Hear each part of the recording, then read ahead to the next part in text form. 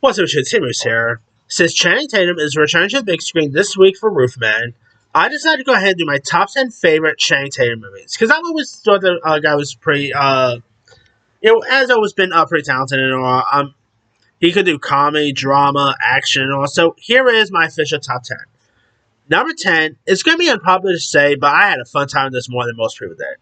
And I think it's a little better than the other film that came out that same year. Number 10 is White House Down. I kid you not. So many people probably say that Olympus Has Fallen is better or whatever, because both movies came out the same year. I enjoyed White House Down a tad bit more. I just had more fun time with it. White House Down, of course, stars Channing Tatum as Capitol Policeman John Cale, who's who's on a White House tour with his daughter, played by Joey King, and is caught in like an attack takeover. And he teams up with Jamie Foxx's president character to work the attack here. And the movie is actually a lot of fun. I really quite like the chemistry with Channing Tatum and Jamie Foxx. You also had other folks like, James Woods pops up in this, Maggie Gyllenhaal, Richard Jenkins, Channing Tatum. This really fun action. It was pretty much like his Die Hard, really. And directed by Roland Emmerich. This movie is more better than most people give credit for, but that's just it. Again, I really wish they had there was more sequels to this than Olympus Has Fallen, but that's just me. Alright, number 9 is The Vow. Of course, The Vow stars Channing Tatum and Rachel McAdams. Where of course Tatum plays Leo Collins, who's a loving and determined music producer, who of course his wife ends up having a car accident that leaves her with memory loss, and her husband Leo fights to rebuild their marriage. Very a la 51st Dates in a way. The movie is really heartfelt. It is charming. Really like the chemistry with Channing Tatum and Rachel McAdams. It is really touching at times. It is a really good film there. All right, number 8 is another romance film, and that is Dear John.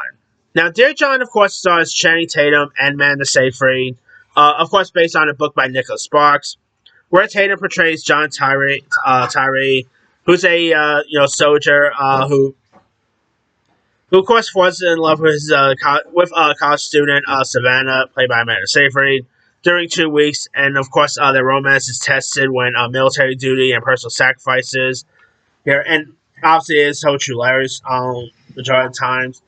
It is a really charming, heartfelt film. Obviously, based on a book by Nicholas Sparks, really funny that Channing Tatum and Rachel McAdams were both in The Vow, and they both did a Nicholas Sparks film. I always found that to be pretty funny.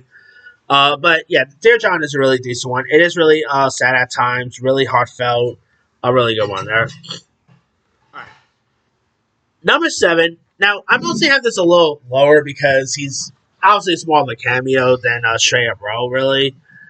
But he really did crack me up here, and I cannot wait to see more of him next year for Avengers Doomsday. And you guys know what that is. Number 7 is Deadpool and Wolverine. Again, the reason it's just this low is because it's more of a cameo role than a straight up role, But Deadpool Wolverine, I really loved his part in it. Like, just seeing him, because I kind of figured he was going to be Gambit, and when he actually just came up on screen as Gambit, was awesome to see. Definitely still lots of moments here, stuff I'm not going to repeat, really. But really makes me want to see him more in Avengers Doomsday, whether we get this Gambit or a different Gambit, who knows. It's something because Channing Tatum has been trying to get this Gambit movie off the ground, oh boy, for years. But I'm glad to see that he finally got the chance to play Gambit, and he did a really good job. And yeah, only Ryan Reynolds was able to get him to play Gambit for a Deadpool film, so that's really cool there. Alright. Number 6 is Magic Mike. This movie was much better than I had intention of being, because when they first announced it, I'm like, okay, I'm not sure if I'm even going to enjoy it, because it's about, guys dancing and stuff. But Magic Mike is much better than I had intention of being. Of course, it does star Channing Tatum, who plays, Magic Mike. And obviously, you guys don't know, he used to have been a dancer back in the days here. But of course, he is a confident, skilled skilled dancer with ambitions here, and directed by Steven Soderbergh. I mean, Magic Mike I thought was really decent. Great cinematography. Channing Tatum plays the part very well. He also reprised his role for the sequels, which the second one is not so bad. The third one's whatever. But the first Magic Mike I thought was really decent. You know, Alex Pettyfer, Matthew McConaughey, Olivia Munn pops up. It's a really good one in my opinion.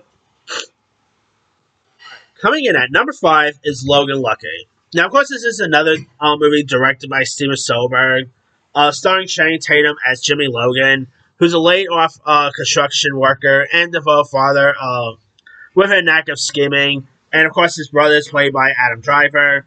Daniel Craig steals so many scenes here. Logan Lucky is great. Raleigh Keough's terrific in this. Katie Holmes is in this one. Hilary Swank, some good cast members. It is fun, entertaining. Love the heist aspects.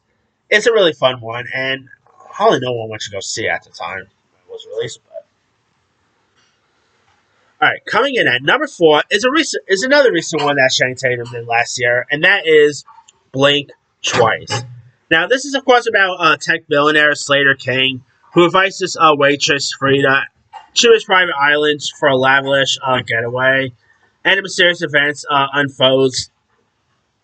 And Channing Tatum, this is probably one of his best performances he's done since maybe Foxcatcher, in my opinion, which I'll talk about here in a bit. But Blink Twice, he is really great. He really is creepy at times. Really plays the part very well. This is really a Channing Tatum that you never really seen before because he's really he's played like douchebags, whatever, but he never played like the major villainous type role, And he does such a good job in this one, and a really good performance there. All right, number 3 is the one that really put him on the map for most people, obviously. That is Step Up. Of course, the movie where, obviously he met his then wife, Jen DeWine. Where, of course, here you got Channing Tatum, who plays a street smart delinquent, who lands in trouble and is sentenced to community service. There, he teams up with dancer Nora for a high-stakes showcase. Obviously, this movie will spawn a couple of sequels down the line, which Tatum didn't really return for those, obviously. But Step Up is a really decent one. Again, launched the franchise, launched Channing Tatum's career, really. Obviously, they were married, so obviously they had good chemistry with one another. Or no, I think they actually just stayed at the time, and then obviously down the line they ended up married. But still, yeah, Step Up is a really decent dance film that's well worth watching. All right, number 2 is the one I think he should have got an Oscar nomination for, and this is the one that really showcases acting styles she made. Number 2 is Foxcatcher. If I was to do my top 10 favorite Channing Tatum performances, this will probably be number 1.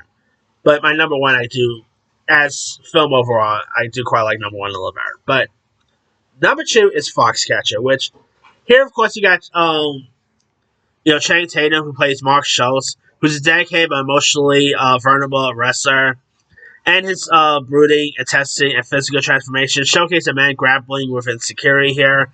And of course, you got Steve Carell, who gave an Oscar-nominated performance as John DuPont here. Mark Ruffalo, who of course Mark Ruffalo and Steve Carell got Oscar nominations. I really think Channing Tatum should got one too because he was excellent here. This is the one that really I feel like really showcases acting talent. Whenever people say, "Oh, Channing Tatum can't act," he always plays himself, whatever. I always bring back to Foxcatcher. Foxcatcher is the one that really shows that he doesn't always just play himself, and here he really showcases his talents. And yeah, if you guys really want to see Channing Tatum's acting abilities, go watch Foxcatcher. It is a really good performance there. And my number 1 favorite is actually 2 films all in one, and that is the 21 Jump Street films. Again, I'm actually adding both movies in just one. The first 21 Jump Street is great. Like, Channing Tatum was great in the first 21 Jump Street. He was even better in the second one. One of the hardest laughs I've ever had in the movie theaters was, of course, in 22 Jump Street when, Channing Tatum finds out that, Jonah Hill's character is obviously, sleeping with Ice Cube's character's daughter. And he, of course, puts two and two together and starts. And so it's, just busting their chops and That scene always cracks me up every time. The chemistry with Channing Tatum and Jonah Hill is great. They both just play off each other well. I mean, he actually did comedy before. Like he also did that movie, The Dilemma, which is probably in my honorable mention. But this is the one that really showcased more of his comedic chops, and it's a great role, great performance. He was just great in both movies. I really wish we got a third one, but who knows if that's ever going to happen. Of course, you guys remember there was going to be a 21 Jump Street Man in Black crossover, which sounded odd, but I wouldn't mind have seen that. But yeah, but yeah, 21 Jump Street and 22 Jump Street are just both great. I do hope we get another one, but I think that ship has sailed. But who knows? Anyway, that's of course pretty much it there. Here is my quick rundown. Number 10, White House Down. 9, The Vow. 8, Dear John. 7, Deadpool and Wolverine. 6, Magic Mike. 5, Logan Lucky. 4, Blink Twice. 3, Step Up. 2, Foxcatcher. And number 1 is both 21/22 Jump Street. Now, there's other ones I probably could have added too. He actually doesn't really have much TV on it, Chris. Like, he appeared on CSI Miami. He hosted SNL, The After Party, Lip Sync Battle, where, of course, he actually had a fun, Jennifer Lopez thing he did.